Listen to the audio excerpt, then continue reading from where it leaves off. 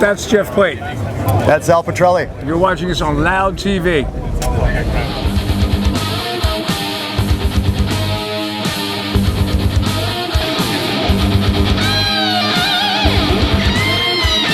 Welcome at Hellfest, guys. Thank you for having us. Is it your first time? Yes. Mm-hmm. Yep. How do you feel? Did you visit? Walked around a little bit before. It's massive. Yeah. Fantastic. I took the time earlier and walked around the whole grounds. There was a special on television last night that we were watching. Oh, it was in French, but you kind of got the gist of it. But I got here and was so curious. But the amount of preparation and work that's gone into this area to make this happen is fantastic. This is maybe one of the best evolution of metal today. Is that fans can have huge days of metal and you can pick what you want. For 4 days, it's amazing. Yeah. And starting at 11 o'clock in the morning and not ending until midnight. I mean, what a wonderful, wonderful opportunity for us. Did you get, did you get that at that time in the 80s or 90s? It's different. You know, I mean, certain things got really, really big then, but it's grown, it's evolved over the decades. This is extraordinary. And if you and I and Jeff have this conversation in 10 more years, we'll say, look how big this is now. So, very exciting. I was wondering, because you're back with the band, and how do you feel the evolution of metal in general, not only in festival, but the way people are eating music, you know what I mean? Yeah. And it's a bit different, of course. We don't go buy the music at the store. Well, I think that if you look at how long we've been working together, you know, in this case, Jeff and I, you know, we've been musical brothers for 30 years and plus. We worked together for a long time 30 years ago.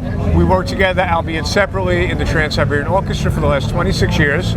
And then we were given the opportunity to come work together again on something so special and something so important, because we want to present the songs and the legacy in the best possible way. So I think the last however many decades we haven't played together in Savatage, we've been very well trained and worked very hard to become better musicians. So when if this opportunity ever came up, we're ready for it. Yep. And I think you'll see today that we've worked very hard. I think as far as the evolution of metal, you got 80s metal, which maybe you can just consider hard rock now. Yeah. You know, metal has really has gone to the extreme in a lot of places. It's changed a lot over the years. But along with that is some great music, some great bands, some great musicality. There's some fantastic players in this genre. But one thing that we've talked about the whole time is concerning Savatage, is that the uniqueness of the band has helped kind of just navigate through all this.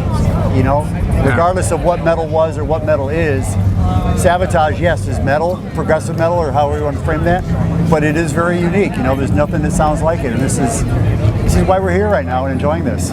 This is the most important for a band. It's like you have your own personality. This is the most important, right? Yeah, because, you know, there's really no such thing as the best in art. You just, you know, the most important thing to be is honest in art. And, you know, we're very honest in what we do. This is exactly what we do. It's different than everybody else. And the folks in the audience seem to love that fact. You know, we don't really sound like anybody else. We don't want to sound like anybody else. John Oliva, Chris Oliva, and Paul O'Neill were very specific in how they wrote songs and presented the songs. Our job is to continue presenting that legacy in those songs in that manner. And the reaction has been overwhelming ever since we set foot in South America a couple months ago. And as soon as we came to Europe, Jeff and I look at each other right now and go, my God, the people love this. They love the songs. And I'm just proud to be part of the presentation. Hey, and anybody that's here headlining this festival or high up on the bill, they've stuck to their own guns too. You know, they created something unique years ago and stuck with it, and that's why they're still 30, 40, sometimes 50, 60 years later, they're still performing and headlining these shows. It isn't because they copied somebody. They created something unique and stuck with it, and here we are. We're riding the same wave with this Savatage music, but to be able to share the stages with so many different people in bands. Every one of them are unique in their own way, one way or another. Yeah. How many shows have you played with Savatage through the last months? Well, we did 4 in South America, and this will be our 6th show since we've been in Europe. I think we have 10 in total this year. Okay. Hopefully next year, many more. Ah, okay. So this is a long-term comeback, right? That's what we're working for, yeah. That's what we're hoping for. I think everybody's, when they said we're going to tour again this year, a lot of people came out, they were excited. Some people came out curious, and I don't think we left a doubt in anybody's mind once they've seen the show that, they love us, we love them. We're going to come back for as long as we can do good work. And you should be proud to be back, and there is something kind of magical of this comeback, and you see fans in front of you and smiling. Singing louder than the band. Yeah, it's amazing. Fantastic. They've been asking for this. They've been asking for this for over 2 decades. So it's magical for us to be on stage and actually be doing this again. But for the fans that have been longing for this, they are so excited, and it reflects on us too. I mean, we were rehearsing in a room, looking at each other for several weeks, and now we get to do it in front of people. It goes both ways.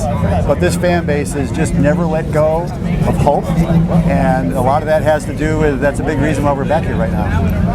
And so I was wondering if the fact that you are together again gives you the idea of writing new music? Oh, we get that question asked all the time, and there's always new music. John Oliva and Paul O'Neill were such prolific writers that there's still songs that they wrote together that have never been recorded. I've gotten together with John Oliva, Jeff, Chris, all of us have been together. Writing songs, yes. Recording songs, maybe one day. We were so excited to come play live that took up the whole winter. And when we get home, then we have to get ready for the next winter tour. So we would love to do that. If it's good music, we will try to record it. But we'll never put out anything mediocre. Yeah. And without Paul O'Neill, songwriter, producer, lyricist extraordinaire, it's hard. So I got a question from my friend from the USA, from Portland. You've conquered Myrtle, you've conquered Christmas. What is your next goal for conquering old age? And what about the Trans-Siberian Orchestra? Any plan for Trans-Siberian? Yeah, every year. Every year, it's the same thing. When we get off the road, it's usually we get home around New Year's Day. Take a few weeks off and start planning for the next winter tour. For 26 years of touring, 30 years that first record came out almost, we will treat it like it's brand new every year and make sure it's as good as we can make it and not get lazy, not get complacent. That's what we did with Savatage.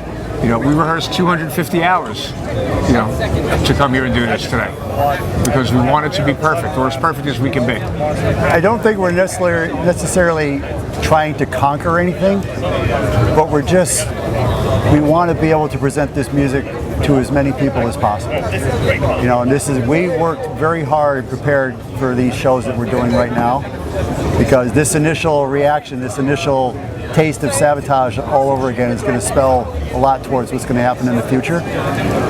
We would love to headline festivals. We would love to do the biggest shows as possible, but it's mainly to present this music to as many people as possible.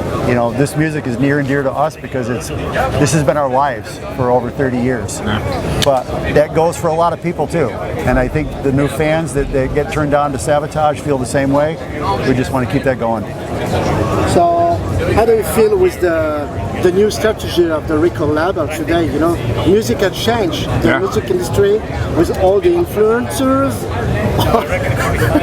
We're kind of in our own little world. Yeah, we are. We've been working for Paul O'Neill and John Oliva, like I said, for over 30 years. We've been part of this. And we listen to all different kinds of music, trust me, but what we do is unique. And Paul and John and Chris Oliva developed something that doesn't sound like anybody. And our job is to, like I said, put this on stage, present this as well as possible, and keep spreading the faith.